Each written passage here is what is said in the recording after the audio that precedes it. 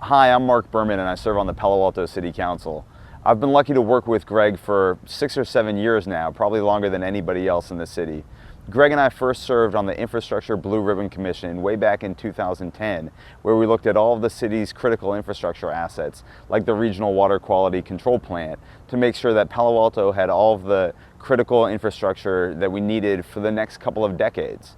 I really appreciated the contributions that Greg made at all of our meetings. He really was very concerned about community input, community involvement, making sure that we got out into the community to hear what our residents had to say about the different issues that we were looking at.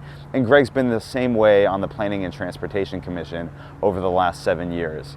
Greg has always been a voice for residents and wanting to make sure that we get the input necessary from the neighborhoods so that we didn't do anything that our residents didn't want us to do. And I know that he's going to bring that same kind of ear to the ground attitude and perspective to serving on the city council at a critical time when we need to make sure that we're getting as much input from residents as possible.